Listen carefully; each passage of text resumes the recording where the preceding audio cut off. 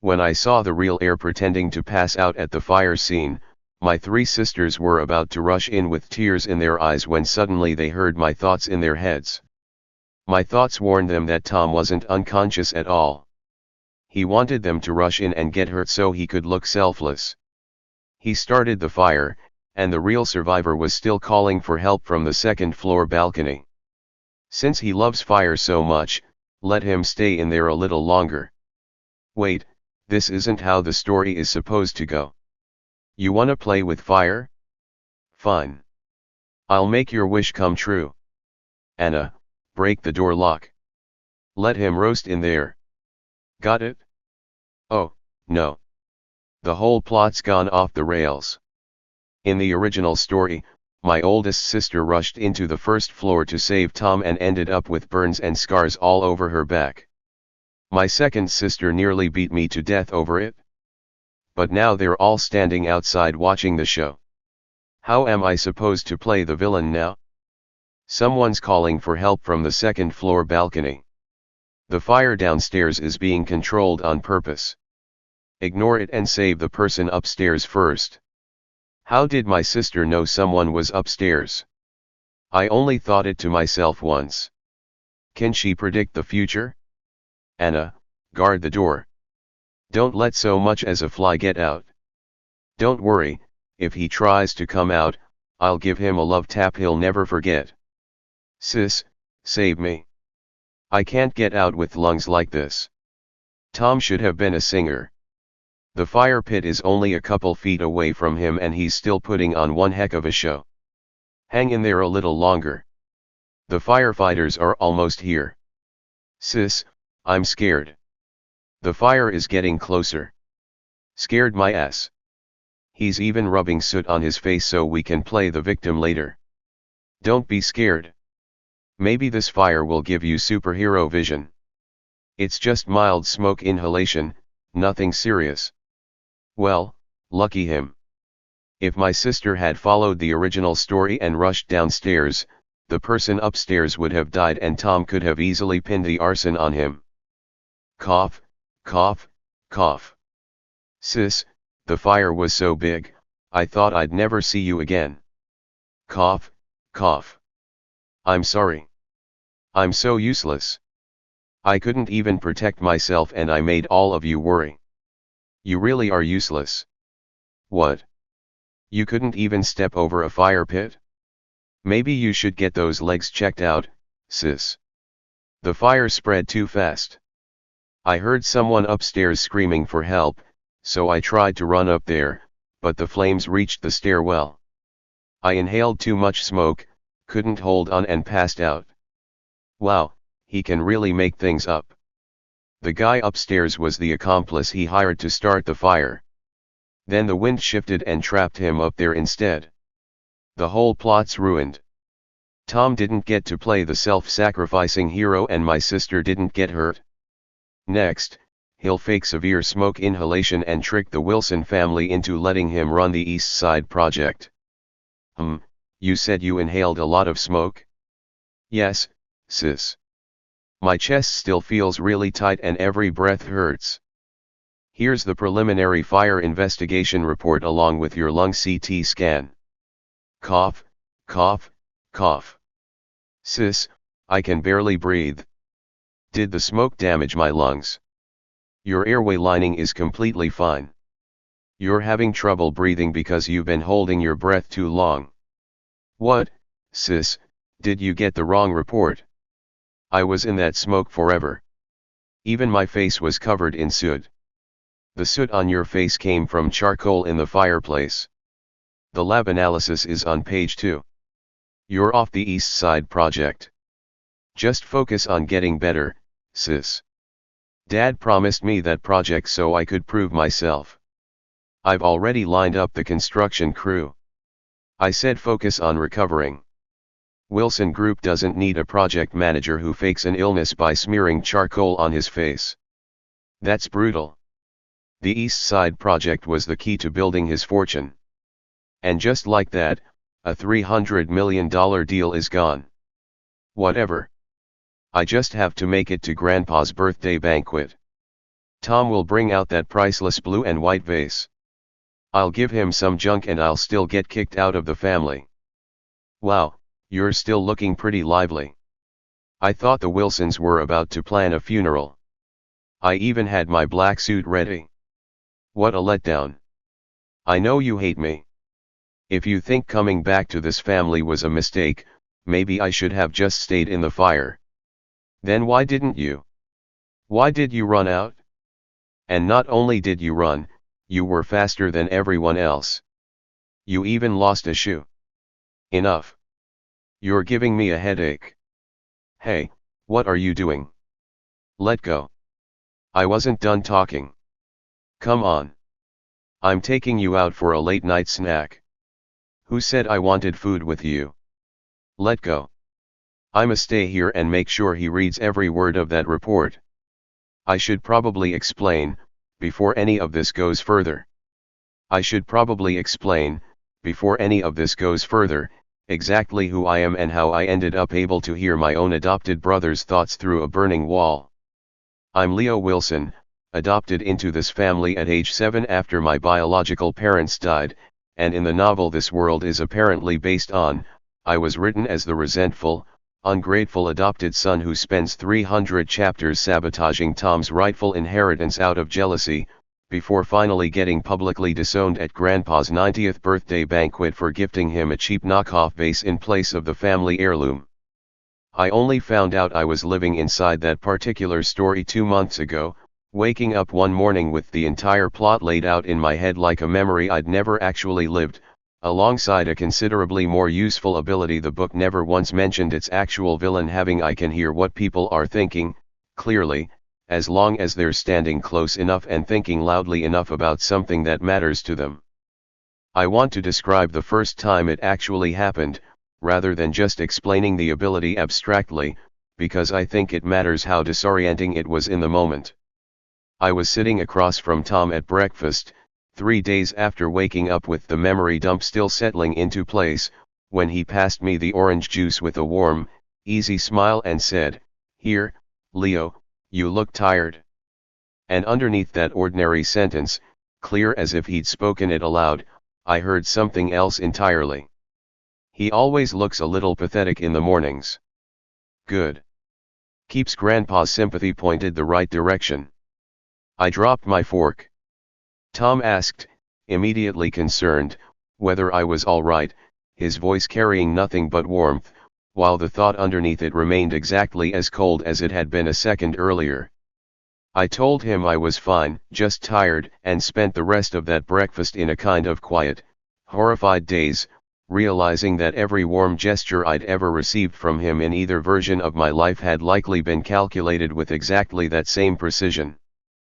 Tom is the real Wilson heir, biological son of my adoptive father, golden and beloved by every relative who ever met him at a company function, the kind of charming, generous-seeming young man who remembers everyone's birthday and always insists on picking up the check. I spent most of my first read of that memory dump genuinely confused about why the story needed a villain at all, until I got to the parts where Tom's actual thoughts, rather than his actions, started bleeding through whenever I stood near him. He doesn't remember birthdays out of kindness. He remembers them because leverage requires maintenance. Anna has worked as head of household security for the Wilson family since before I was adopted into it, fiercely loyal to my 3 sisters in a way that had nothing to do with her job description and everything to do with having watched all 3 of them grow up.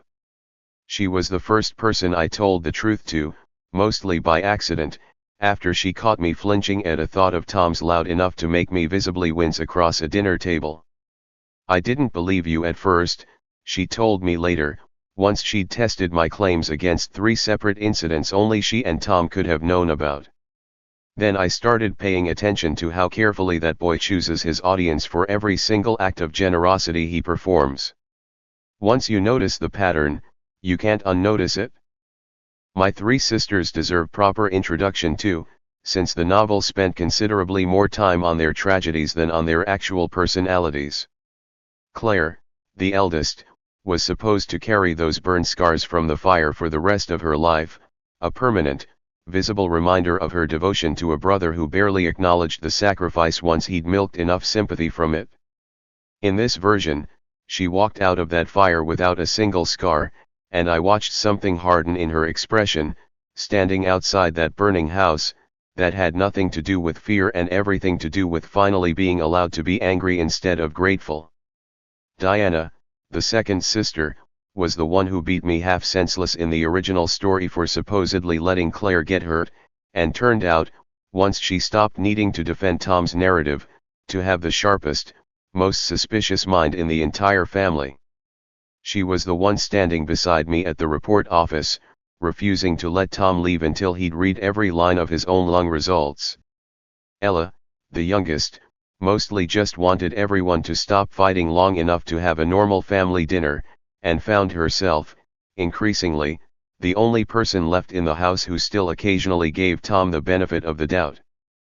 Diana looked at me across the kitchen that evening, arms crossed, the same suspicious expression she now aimed at Tom, turning, briefly, on me instead. Leo. How did you know someone was upstairs before any of us heard the screaming? I gave her the same answer I'd been giving everyone for 2 months, the version of the truth that was actually true without sounding insane. I just had a feeling. Something about how calm Tom seemed the moment the fire started. She studied me for a long moment before nodding slowly. Keep having feelings like that. I'm not going to question a good instinct twice in 1 week.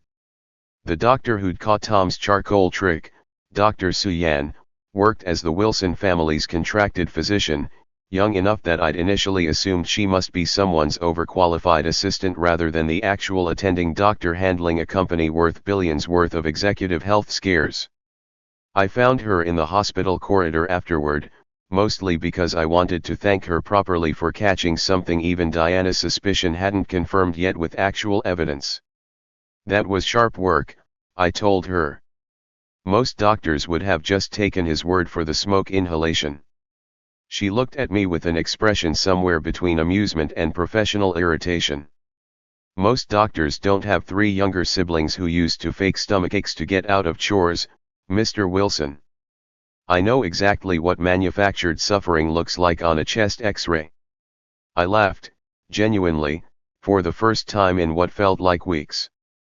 Leo, please. Mr. Wilson makes me sound like my adoptive father. She considered that for a moment, then said, Leo, then. Try not to become a regular patient of mine.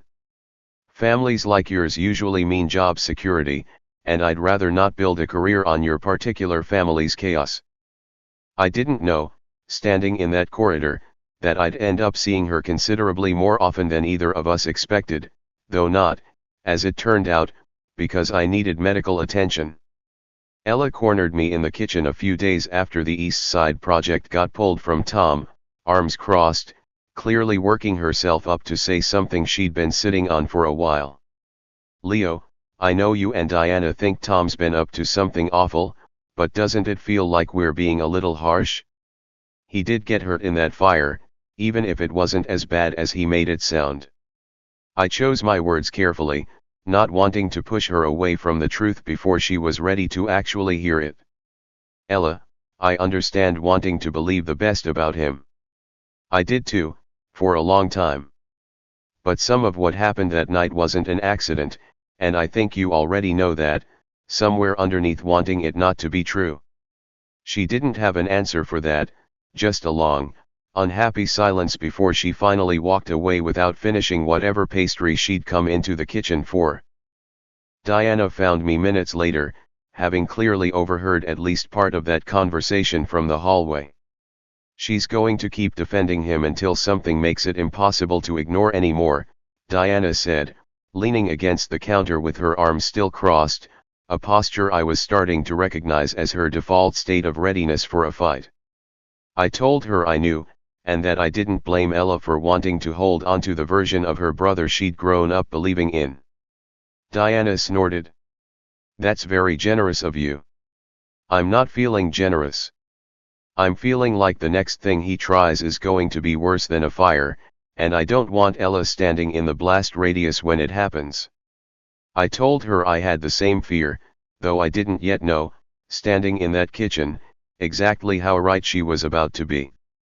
The official fire investigation closed out around that same time, ruling the blaze an accident caused by faulty wiring in the property's old fuse box, a conclusion I happened to know, from catching a stray thought of Tom's during a family dinner, had been quietly nudged in that direction by a generous donation Tom's assistant arranged to the fire marshal's community outreach fund the week after the investigation opened.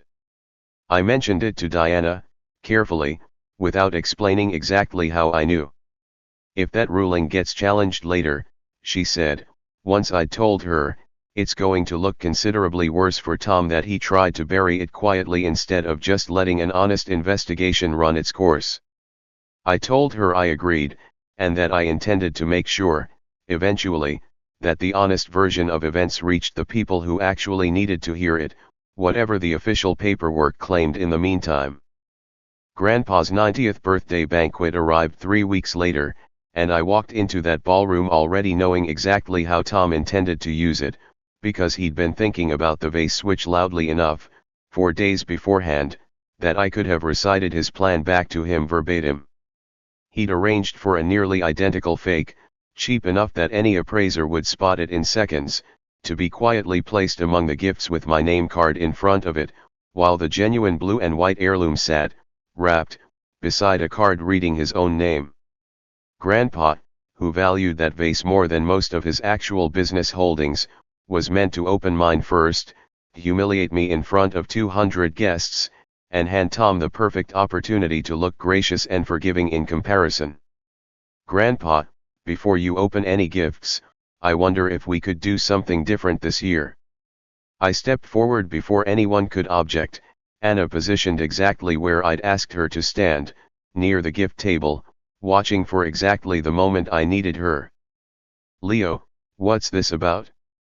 Grandpa's voice was curious rather than annoyed, the same patient warmth he'd shown me since the day I was adopted into this family, warmth I intended to make sure Tom never got the chance to poison. I'd like everyone to open their gifts together, actually, right now, so nobody has to wait and wonder what they're getting. Grandpa laughed, delighted by what he clearly assumed was simple childish impatience. Tom's smile, beside him, tightened almost imperceptibly. Anna, if you would. She swapped the cards on both gifts in one smooth motion before anyone in that crowded room fully registered what she'd done, years of quiet household competence making the switch look like nothing more than tidying up a gift table. Grandpa unwrapped what he believed was still my gift and found, instead, the genuine heirloom vase, turning it over in his hands with the reverent care of a man reuniting with an old friend. Leo. This is the real one. I thought Tom was supposed to be bringing this out this year. I stared directly at Tom while I answered, watching every drop of color leave his face in real time. I just thought it deserved better than being wrapped up and hidden away for a surprise, Grandpa. Some things are too important to gamble with. Tom's gift, the cheap fake, sat exposed on the table in front of 200 witnesses, his own name card still attached to it. Someone near the back of the room, a distant cousin who'd clearly had one too many glasses of champagne, laughed loud enough to carry. Wait, is that the fake one? Tom's smile snapped back into place with visible effort, the practiced recovery of a man who'd spent years learning to perform composure on command. Grandpa, someone must have mixed up the gift tags. That's obviously meant for Leo. I gifted the real one, of course I did. I laughed, easy and unbothered, watching him scramble in real time. That's strange, Tom. I distinctly remember you telling me last week you'd found the perfect vase, one of a kind, priceless. Did you actually manage to find two? Grandpa, still holding the genuine heirloom, looked between the two of us with an expression I hadn't seen from him in years, the sharp, assessing look of a man who hadn't built an empire by missing details. Grandpa didn't say anything more about it that night, not in front of the guests, but I caught him watching Tom for the rest of the evening with a new, careful distance that hadn't been there before, and I understood, watching that particular shift happen in real time, that the first real crack in Tom's carefully maintained image had finally opened, weeks earlier in the story's original timeline than it ever would have if I'd simply let the fire scene play out the way the book intended. Grandpa summoned Tom to his study the following morning, a meeting I only learned the details of because Tom's thoughts, replaying the conversation obsessively for days afterward, gave me most of it secondhand. Grandpa had asked him plainly whether the gift tags had truly been switched by accident, and Tom, apparently, had sworn up and down that it must have been a caterer's mistake, that he'd never dream of trying to embarrass Leo in front of the entire family. Grandpa, according to Tom's own furious, humiliated memory of the exchange, hadn't argued. He'd simply said, quietly, that he hoped that was true, because he'd hate to think a grandson he'd trusted his entire company to inherit someday would stoop to something that petty over a vase. The word someday, Tom kept replaying, over and over, in a tone that made clear he'd heard it as a warning rather than a reassurance. Tom cornered me near the coat check as the party was winding down, his voice pitched low enough that only I could hear it. "How did you know, Leo? About the cards, about the fire, all of it? You've never been this sharp in your entire life." I smiled at him, the same easy smile he'd perfected over years of getting away with things nobody else noticed. "Maybe I just finally started paying attention, Tom. You should try it sometime. It's very educational." The man Tom had hired to fake being trapped on the second floor, a struggling small-time contractor named Marcus who'd apparently owed Tom money from a previous favor, showed up at the hospital 3 days after the fire with genuine, severe smoke inhalation, considerably worse than anything Tom had faked, because the wind shift that trapped him upstairs had been real even if the entire setup around it hadn't been. Dr. Suyan treated him personally, and mentioned to me, carefully, over coffee in the hospital cafeteria a few days later, that something about his case had struck her as strange. He kept apologizing to the nurses, she said, stirring her coffee without drinking it. Not for being difficult. For being there at all. People don't usually apologize for needing medical care unless they feel guilty about something else entirely. I found Marcus myself, the following week, in the same modest apartment complex where half of Tom's less legitimate business associates seemed to live. He recognized me immediately, fear flashing across his face before he could hide it. "You're the adopted one. Tom's brother." I told him, plainly, that I wasn't there to hurt him, only to understand exactly how deep his involvement actually went. He told me everything within 20 minutes, mostly because I think he'd been waiting for someone to simply ask. Tom promised to wipe out my construction debt if I agreed to let myself get locked in that room for 20 minutes, screaming for help on cue. He said the wind wouldn't shift, that it was a controlled burn, completely safe. He lied to me too, Mr. Wilson. I could have died in there. I want you to write all of that down, Marcus, exactly as you just told me. And when the time comes, I want you willing to say it to my grandfather's face." He hesitated for a long moment, weighing, I think, exactly how much more danger that particular decision might put him in. Then he nodded. "Tom already almost got me killed once for $300,000. I don't owe him silence on top of that." He told me, before I left that day, a little more about how he'd gotten tangled up with Tom in the first place. His small construction firm had taken on a subcontract for an earlier Wilson Group project 2 years earlier, one that went badly over budget through no fault of his own, leaving him personally liable for a debt that threatened to cost him his house and, he admitted quietly, custody time with his 10-year-old daughter if his ex-wife's lawyer ever got wind of it. Tom found out about the debt somehow, he told me, and showed up at my office himself, all smiles, offering to make it disappear. I should have known nobody offers that kind of money for free. I just didn't have any other options left. I told him I understood completely, and that whatever happened next, I'd make sure his daughter's situation didn't get any worse because of a decision he'd made out of desperation rather than greed. He looked at me for a long moment, something loosening in his shoulders that had clearly been tense for months. That's more than Tom ever offered me, and he's the one who actually needed my help. Suyan and I kept finding reasons to have coffee together over the following month, reasons that grew progressively less connected to actual medical business and considerably more connected to the fact that I genuinely enjoyed her company more than anyone else's in a family currently unraveling in slow motion around me. She asked me directly, over our fourth or fifth coffee, whether I was ever going to tell her what was actually going on with the Wilson family's sudden string of convenient medical revelations. "You've caught two of Tom's schemes now purely by being observant," I told her, which was true, if not the entire truth. Maybe I just have good instincts about who to trust with the details. She studied me for a long moment, the same clinical, assessing look she used on chest X-rays.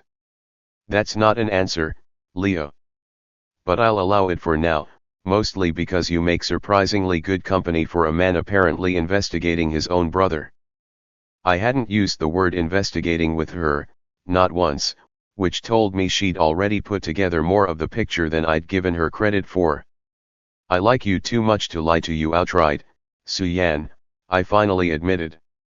"I just don't think you'd actually believe the real reason if I told you." "Try me sometime," she said, reaching across the table to steal a piece of my pastry without asking. "I believed stranger things than whatever you're hiding. I'm a doctor. People lie to me for a living." She told me a little about her own family that same conversation, mostly unprompted, the way people do when they've decided someone is worth trusting with real information rather than polished small talk. Her own father had run a small private clinic for over 30 years, considerably less glamorous than the Wilson family's world, and had raised her, alongside 3 younger siblings, on the principle that the truth, however inconvenient, always cost less in the long run than a comfortable lie. "My dad used to say patients don't actually want to be told they're fine when they're not," she said. "They just want someone brave enough to tell them the truth kindly." I think that's mostly true about people in general, not just patients. I told her that principle explained a great deal about why she'd caught Tom's charcoal trick when nobody else had bothered looking closely enough to doubt him. I finally worked up the nerve to ask her to dinner properly, somewhere that wasn't a hospital cafeteria, about 2 weeks after that conversation, half expecting her to point out how inappropriate it might look for the family's contracted physician to date one of her patient's relatives. She didn't hesitate at all. "Finally," she said, already reaching for her coat. "I was starting to think you'd let this drag on indefinitely out of some misplaced sense of professionalism." We ended up at a small noodle shop 2 blocks from the hospital, considerably less formal than either of us probably expected a first date to be, and I found myself telling her, between bites, more honest, unguarded stories about my actual childhood before the adoption than I'd told anyone in either version of my life. She listened carefully, the same focused attention she gave a patient's chart, and told me, near the end of the meal, that she appreciated how little I seemed to be performing for her. "Most men your family's tax bracket either perform wealth or perform humility about it," she said. "You're just talking. It's refreshing." I told her I'd had considerably more practice lately noticing when people were performing rather than being honest, and that I had no interest in doing it myself with someone I actually liked. Our second date happened almost accidentally, when she called me one evening, exhausted after a particularly difficult shift, and admitted, somewhat sheepishly, that she just wanted to talk to someone who wasn't a patient or a colleague for an hour. I drove to her apartment with takeout from the noodle shop, and we sat on her small balcony overlooking a considerably less impressive view than the Wilson estate offered, and I found myself, for the first time since waking up with an entire fictional plot in my head, simply enjoying an ordinary evening without calculating anyone's hidden thoughts or motives at all. "You're different when you're not at your family's house," she observed, halfway through the meal. More relaxed. I told her that was probably the most honest observation anyone had made about me in either version of my life.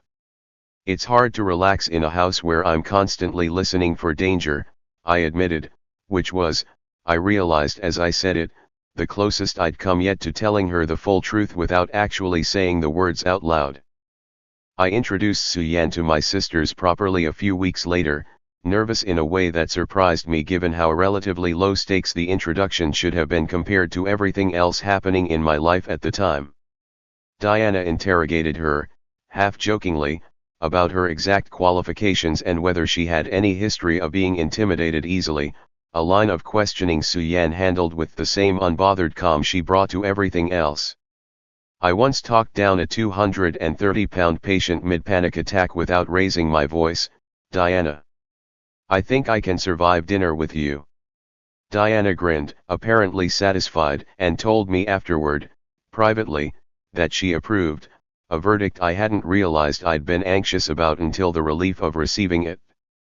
Claire liked her immediately and uncomplicatedly, the two of them bonding quickly over shared frustration with a family that constantly underestimated capable women.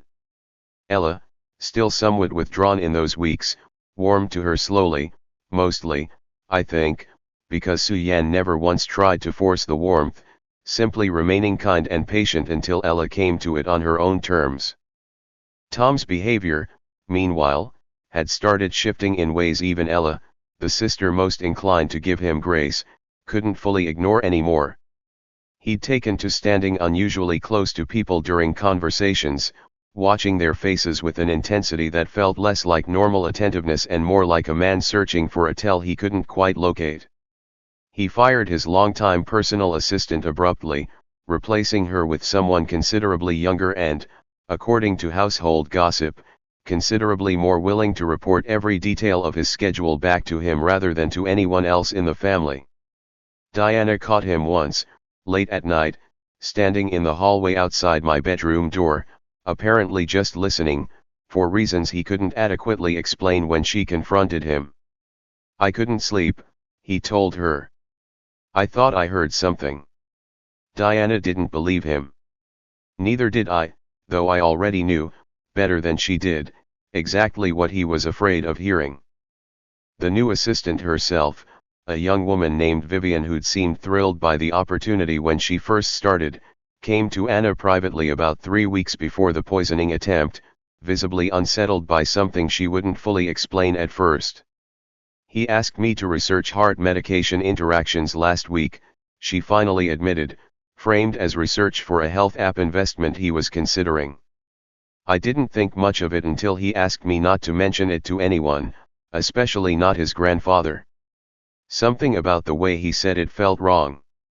Anna thanked her for coming forward, and quietly added her account to the growing collection of evidence, one more thread confirming exactly how methodically Tom had been laying groundwork for a plan considerably darker than any of his earlier schemes. One of the newer household staff, a young housekeeper named Priya who'd only been with the family a few months, came to Anna in tears one afternoon, having been screamed at by Tom for supposedly moving a folder on his desk that she swore she'd never touched. Anna reviewed the hallway security footage herself and found nothing, no evidence Priya had been anywhere near his study that day at all, which meant either Tom had misplaced something himself and needed someone to blame, or his paranoia had progressed to inventing threats that didn't exist. He apologized to her the next day, flowers and all, performing contrition with the same practiced ease he performed everything else, but Anna told me privately that she'd started quietly documenting every incident like it, certain, even before Marcus's confession, that whatever was building inside Tom wasn't going to stay contained much longer. Anna finally showed Grandpa her accumulated file, weeks before Marcus's confession made everything undeniable, mostly as a quiet warning that something needed watching closely.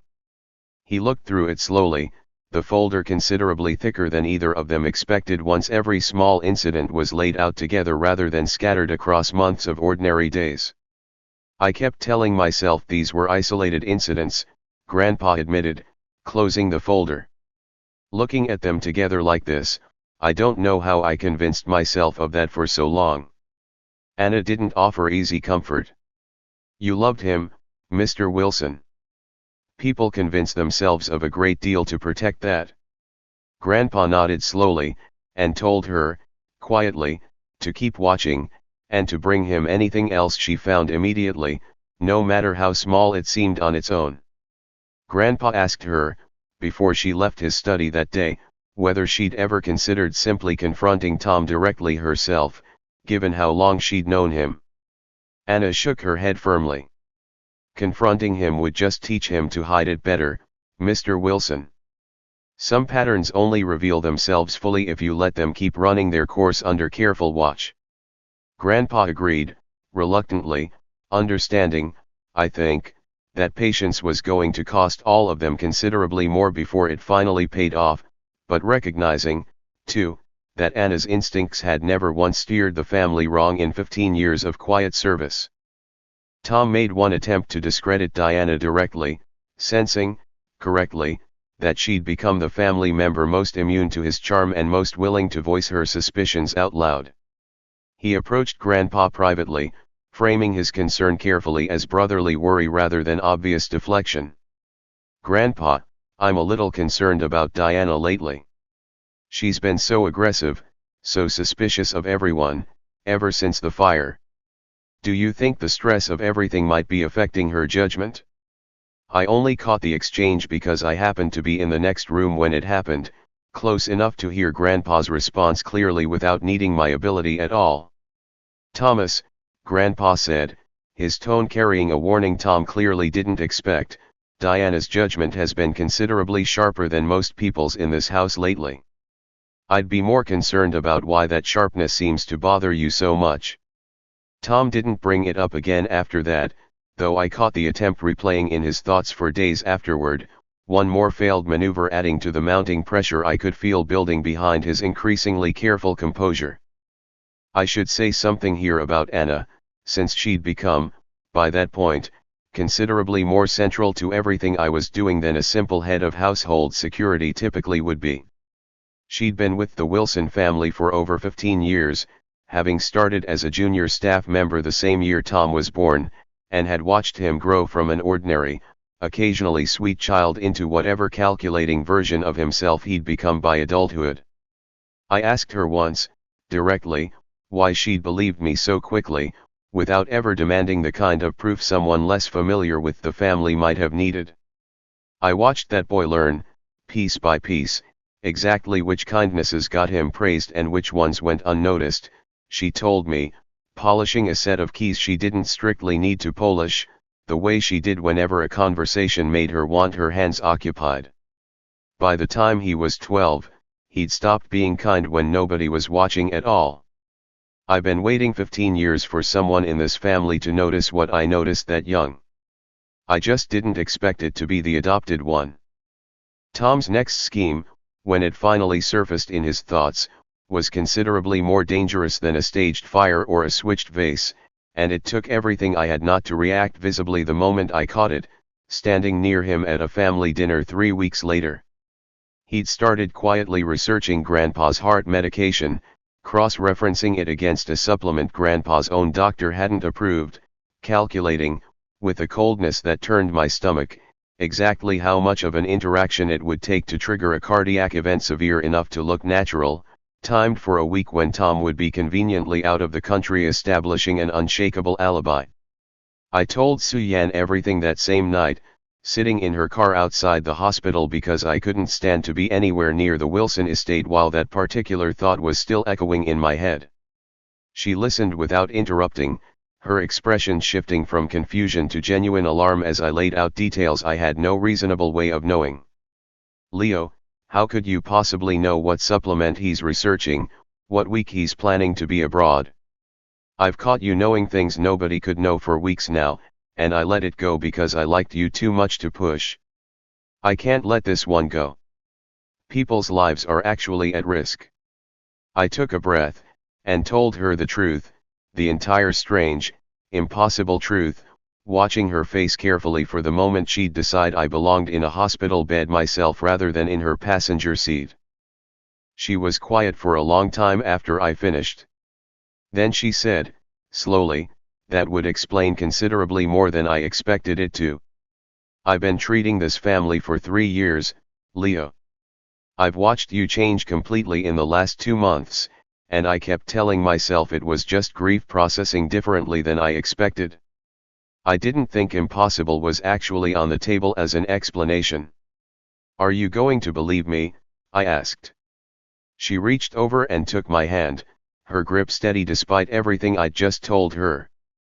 I'm going to believe the part where a man is planning to poison his own grandfather, because that part I can actually help you stop, regardless of how you found out about it. The hardest conversation, before any of the trap setting began, was deciding whether to tell Grandpa directly and risk him confronting Tom too early, or to keep him in the dark and let the plan play out with him as an unknowing participant in his own protection. Su-Yan argued firmly for telling him. He's an adult, Leo, and it's his life on the line. He deserves to make an informed choice about how much risk he's willing to sit through, even if it's for his own protection. Diana disagreed, just as firmly.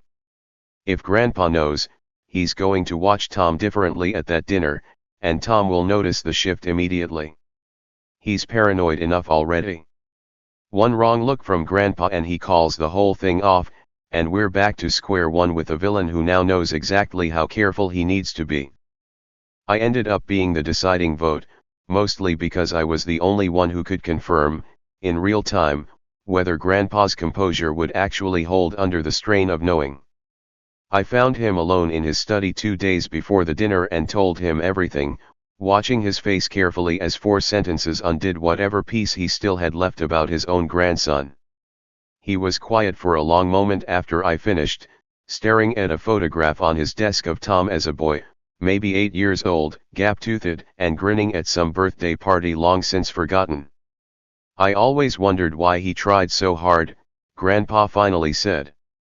I thought it was just eagerness. I never imagined I raised someone capable of this. He agreed to go through with the dinner anyway, composed and steady by the time the day actually arrived, telling me only that he wanted to look his grandson in the eye when the truth finally came out, rather than learning about it second-hand after the fact. Su-Yan and I built the trap together over the following 2 weeks, carefully, using nothing that would ever require an outside investigator to explain later. She adjusted Grandpa's actual medication schedule, quietly, through entirely legitimate medical channels, ensuring the specific interaction Tom was counting on would produce clearly documented symptoms rather than anything resembling a natural cardiac event, and arranged for a full toxicology panel to be run the moment any unusual symptoms appeared, results that would be impossible for anyone to later dismiss as coincidence. I handled my end of it by staying close enough to Tom, in the days before his planned trip, to catch every adjustment to his timeline the moment he thought it. Su-Yan admitted to me, quietly, one night during those 2 weeks of preparation, that she was more frightened than she'd let herself show. I've handled emergencies before, Leo, real ones, life and death ones. This is different. If I miscalculate the dosage adjustment even slightly, I could genuinely hurt him instead of just documenting what Tom's already trying to do. I held her hand across the kitchen table, watching the same steady composure she wore for every patient crack, just slightly, for the first time since I'd known her. You're not going to miscalculate anything, I told her. You're the most careful person I've ever met. That carefulness is exactly why Grandpa's still going to be fine no matter what Tom tries. She nodded, taking a slow breath, and told me, quietly, that she needed to hear that from someone besides her own anxious brain at 2 in the morning. I told her I'd say it every night until the dinner actually happened, if that's what she needed. Marcus, the contractor, agreed to have his written statement notarized that same week, no longer willing to stay quiet once I told him, honestly, exactly what Tom was now planning against an elderly man who'd never once wronged him personally. People find out eventually, Marcus told me, signing the final page. I'd rather be the guy who spoke up than the guy who let it happen because I was scared of Tom's family money. Anna, for her part, quietly reviewed the estate's security footage from the weeks surrounding Tom's supplement research, finding him, on 3 separate occasions, in Grandpa's private study late at night, ostensibly checking on him, actually photographing his medication bottles with his phone. Diana was the one who finally suggested we simply let Tom attempt the plan and catch him doing it directly, rather than confronting him with evidence beforehand and giving him time to construct an alibi. "He's not going to confess to something this serious just because we ask nicely," she said, arms crossed, the same fierce practicality that had once nearly gotten me beaten half to death in another version of this story now turned entirely, finally, in the right direction. Let him try. Let him actually do it, in a house full of witnesses who are already watching for it. There's no story he can spin his way out of that.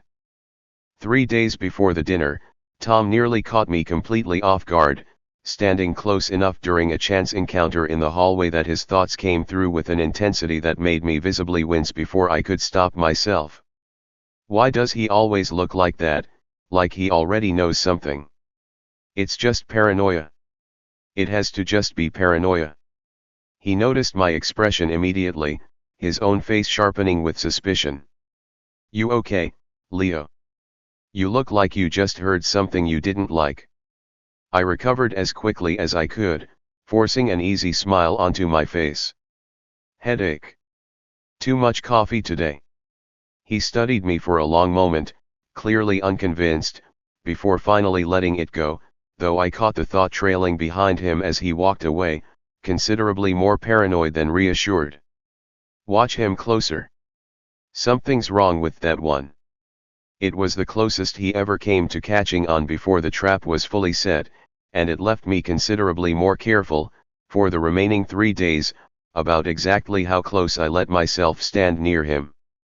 The whole family gathered for that dinner, ostensibly a normal occasion, though I noticed Claire's hand trembling slightly around her water glass, Diana's eyes never leaving Tom for more than a few seconds at a time, and Ella, still unaware of the full plan, chattering nervously about nothing in particular, apparently sensing tension in the room without understanding its source.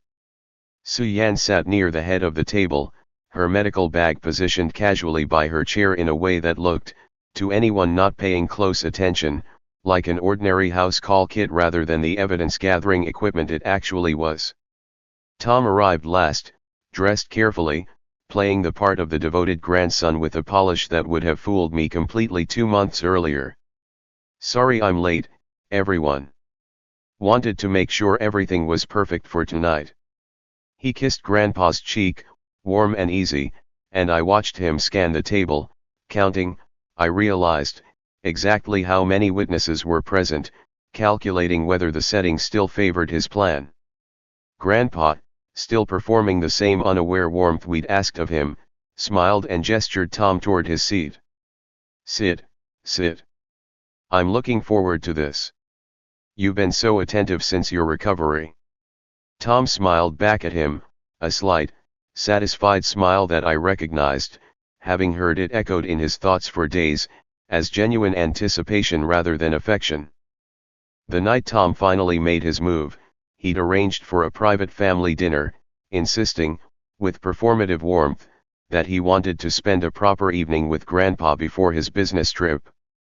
I watched him slip the tampered supplement into Grandpa's water glass with a sleight of hand smooth enough that I doubted anyone without direct access to his thoughts would have caught it.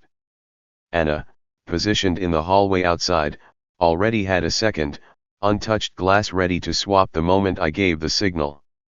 Grandpa never actually drank a single sip of what Tom had prepared for him.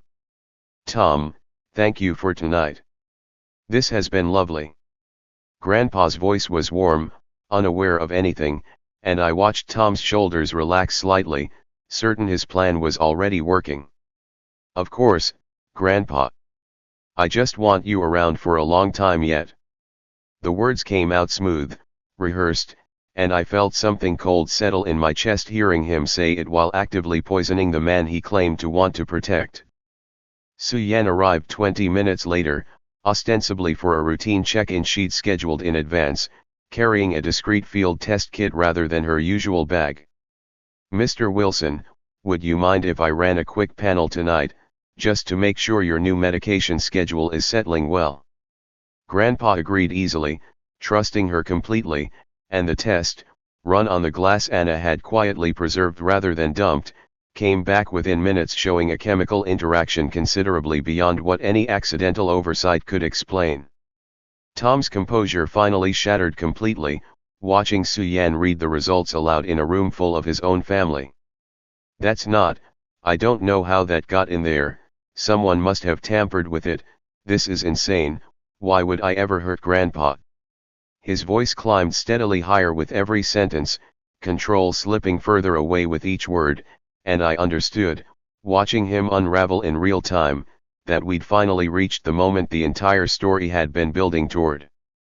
Diana brought Marcus into the room exactly then, having kept him waiting quietly in the next room for precisely this moment. Tom, tell them who this is, Diana said, arms crossed, watching Tom's face drain of every remaining trace of color. Marcus didn't wait for an introduction. I'm the guy Tom paid to fake being trapped in the fire, sir, he said, addressing Grandpa directly, voice shaking but determined. He promised to clear my construction debt. Told me the burn would be controlled, completely safe. The wind shifted and I nearly died in there because of him. I've got it all written down and notarized, if anyone wants to see it. Grandpa, who had sat through the entire evening believing himself surrounded by a family finally healing from old wounds, looked at Tom with an expression I'd never once seen him wear in either version of the story, something that had moved completely past disappointment into a kind of exhausted, bottomless grief. Thomas. Tell me this isn't true. Tell me my own grandson didn't just try to poison me at my own dinner table. Tom's laugh, when it came, had nothing recognizable left in it. You think I wanted to do any of this? I've spent my entire life performing for this family, Grandpa. Every act of generosity, every kindness, calculated down to the last detail because nothing I ever did naturally was good enough to keep your attention away from him. He pointed at me, hand trembling violently. He's not even really your blood and everyone still looks at him like he's the miracle and me like I'm just convenient. I tried to fix it the only way that was ever going to work. I tried, and it still wasn't enough, it's never enough, why is it never enough? He was screaming by the end of that sentence, knocking his chair backward as he stood, hands pressed against his own temples like he was trying to physically hold something inside his skull from breaking free. Ella started crying. Claire grabbed her hand. Diana stepped protectively in front of Grandpa without being asked.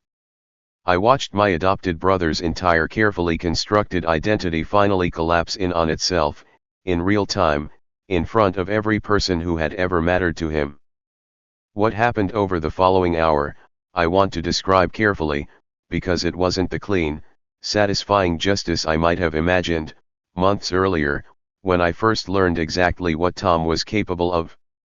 He didn't calm down. He got worse, pacing the length of the dining room, muttering things that stopped making coherent sense, accusing furniture, at one point, of watching him the same way he'd accused me of somehow always knowing his plans before he finished making them. Security, everyone's watching, everyone's always been watching, you all knew, you all let me keep trying because you wanted to watch me fail, didn't you, didn't you? Su-Yan moved carefully toward him, her voice dropping into the same steady, clinical calm she must have used on considerably calmer patients. Tom, I need you to sit down. Let's just talk. He recoiled from her like she'd struck him. Don't touch me. You're one of them. You've been reporting on me this whole time, haven't you? That's how he knew, that's how he always knew.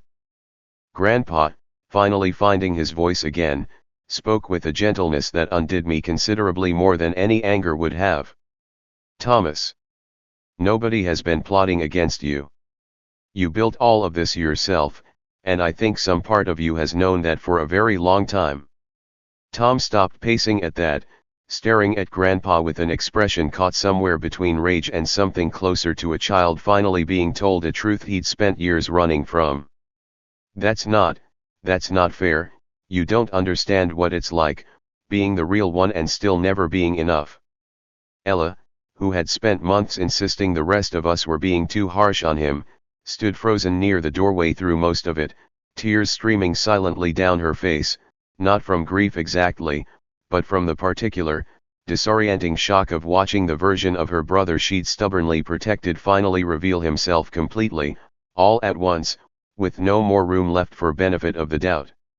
She stepped forward once, near the end, when his voice had dropped from screaming into something smaller and more broken. "Tom," she said, quietly, her voice shaking. "I believed you.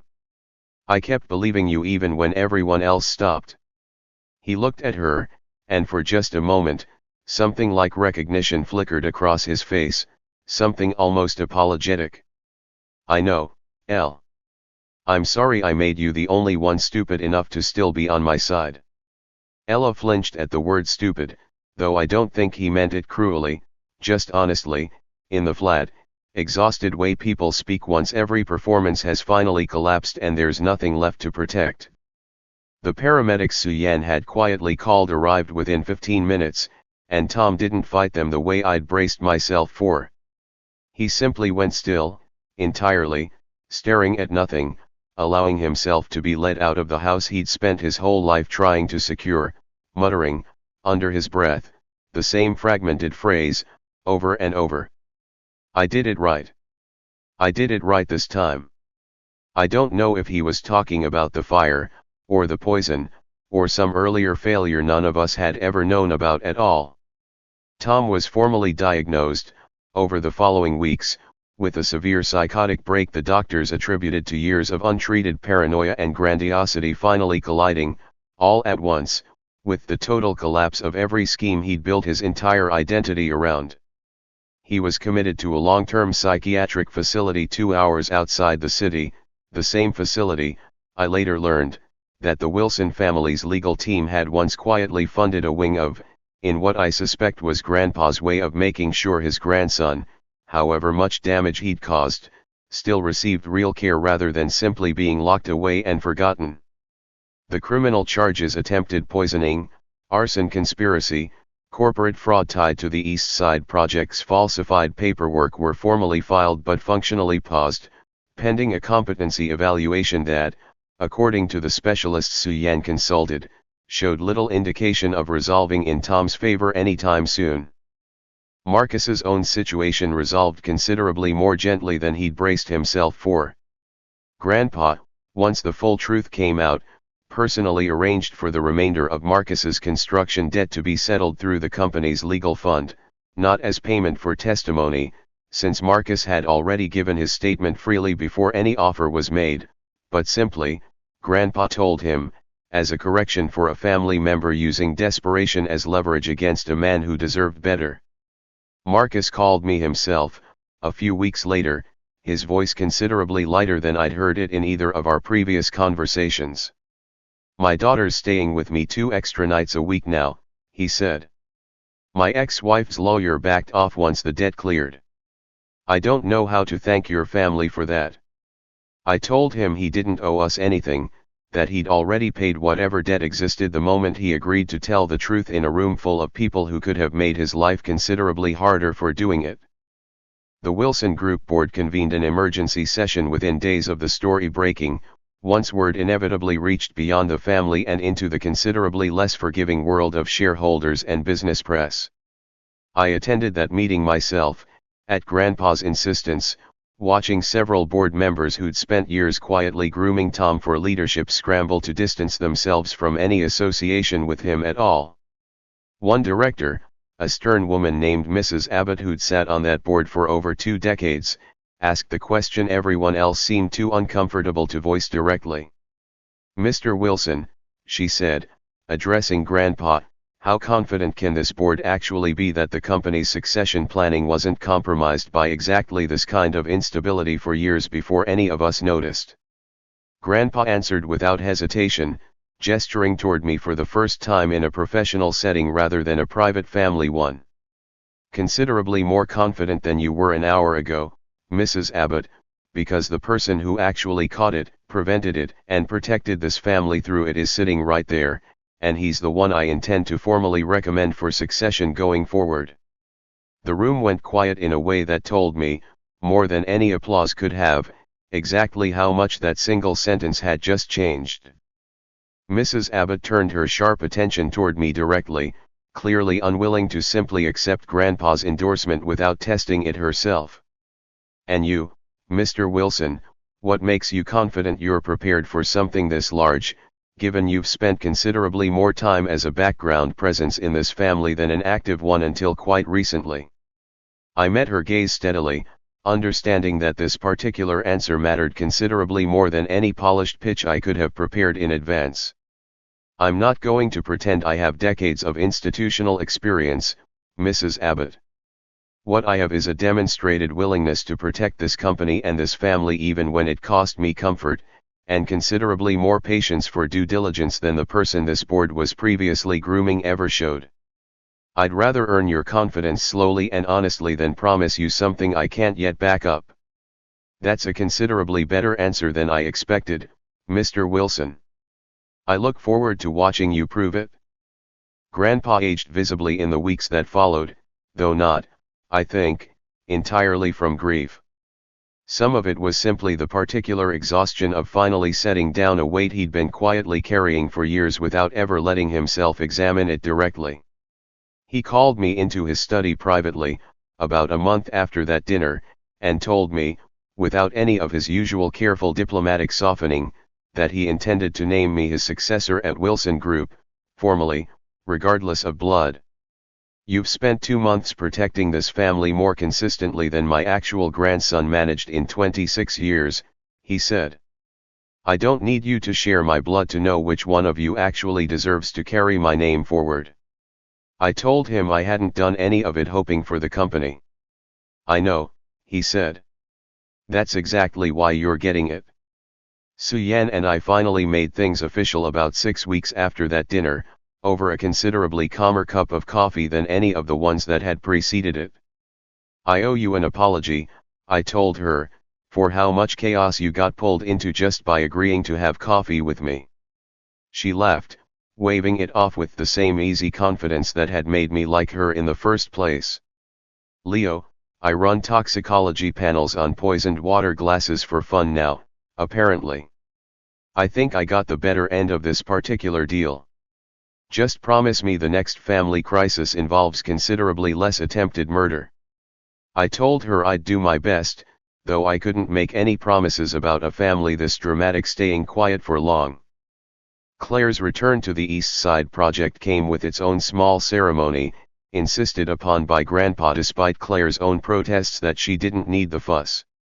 Standing at the groundbreaking site, considerably more confident than the woman who'd once been written into a story purely to get burned saving an undeserving brother, she told the assembled press, plainly, that this project would be finished the right way, with every safety inspection genuine and every number honest, because the Wilson name was going to mean something different going forward.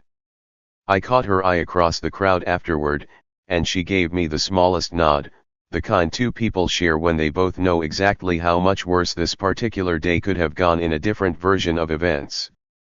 Claire found her own quiet romance that same year, with an architect named David who'd been assigned to the East Side Project's redesign team, a steady, unassuming man who never once seemed intimidated by either her family's fortune or her own formidable competence running the project. She introduced him at a family dinner nearly a year after everything settled, watching him nervously the entire meal as though bracing for Diana's interrogation the way Suyan once had. Diana, to everyone's surprise, went easy on him, mostly, she admitted later, because David had spent the entire appetizer course talking exclusively about Claire's work rather than his own, a detail Diana considered a promising sign in a family that had spent too many years surrounded by people who talked about themselves. Grandpa liked him immediately and uncomplicatedly, telling Claire, privately, that David reminded him of himself at that age, quiet and competent rather than performing for attention, a comparison Claire clearly treasured more than she let on. Diana's transition into Anna's security division wasn't entirely smooth, if I'm honest. She butted heads constantly, in those first months, with Anna's methodical, patient approach, wanting to move faster and more aggressively than 15 years of institutional caution typically allowed. Anna, for her part, seemed almost amused by the friction. "She reminds me of myself at that age," Anna told me once, watching Diana argue her case in a security briefing with more passion than strictly necessary. "Give her 5 years. She'll either learn patience or she'll replace me entirely, and either outcome works fine by me." Ella's visits to Tom remain the one thread none of the rest of us fully understood, though I stopped questioning it once I realized it wasn't really about Tom at all.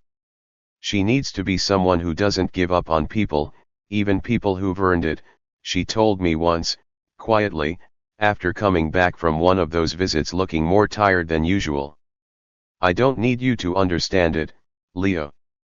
I just need you to not ask me to stop." I told her I never would.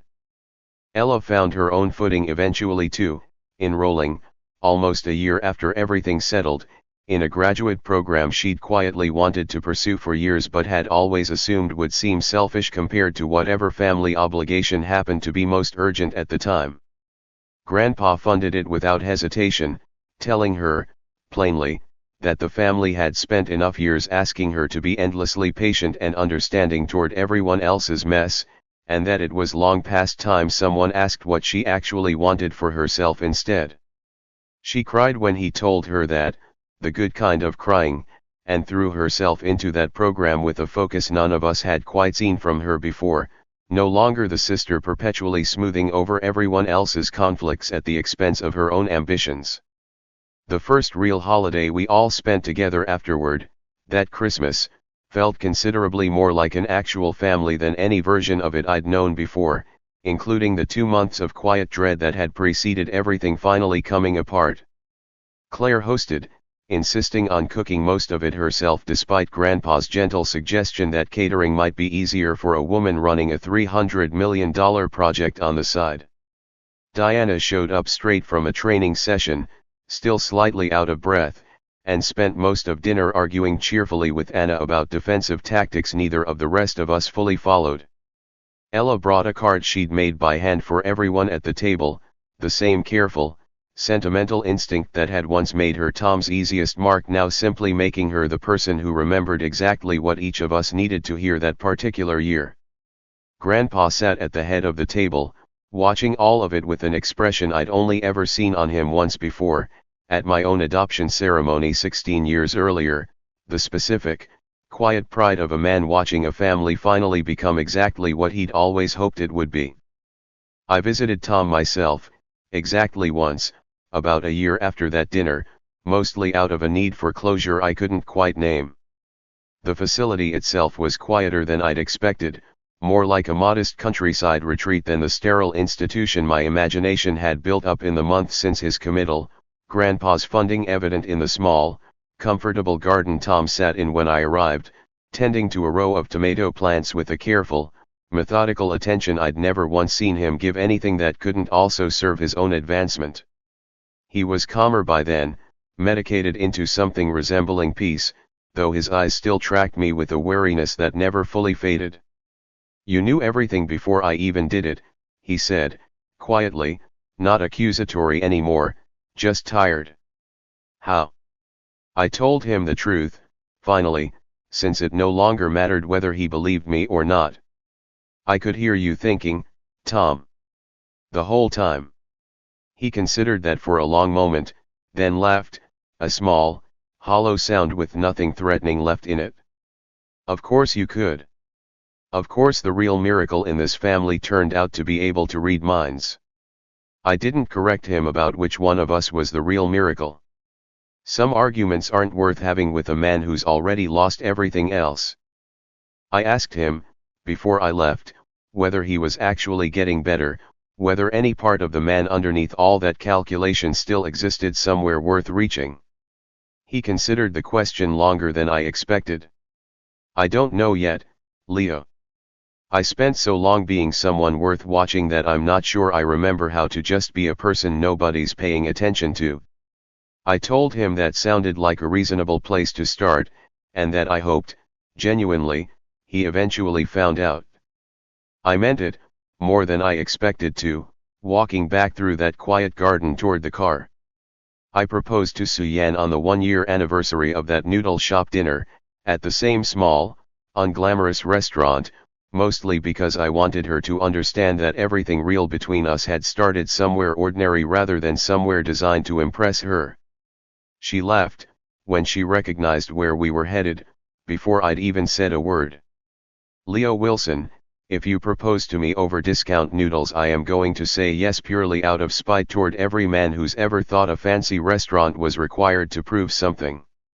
I did it anyway, kneeling awkwardly between two crowded tables while the restaurant's regular clientele slowly realized what was happening and began, one by one, to applaud.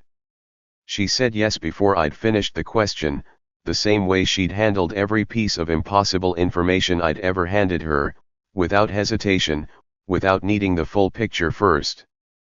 Diana found out before I'd even had the chance to tell her myself, having apparently developed a security instinct sharp enough to notice the ring box in my jacket weeks earlier and said nothing, waiting for me to actually go through with it before she'd allow herself to celebrate.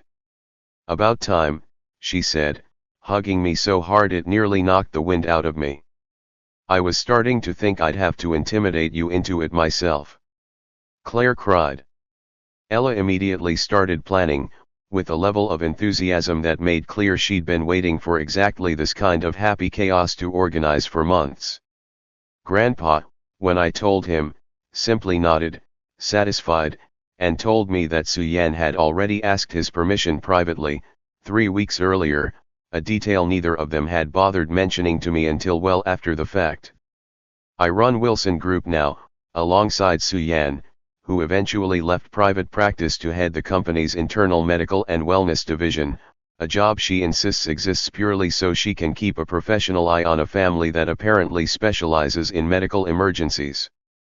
Grandpa still comes to dinner every Sunday, considerably more relaxed than I ever knew him to be in either version of this story, watching his actual grandchildren, blood or not, finally build something real instead of performing devotion for an audience that was never worth the effort. Suyan asked me, once, near the end of everything, whether I ever regretted having this ability at all, given how much of it had been spent listening to the worst parts of someone I'd once considered a brother.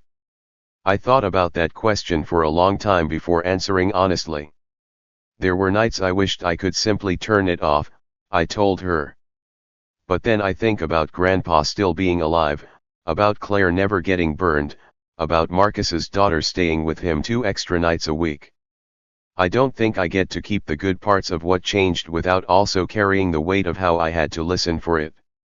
She reached over and took my hand, the same steady grip she'd offered the night I first told her the truth. Then I'm glad you carried it, she said. Even the parts that cost you something.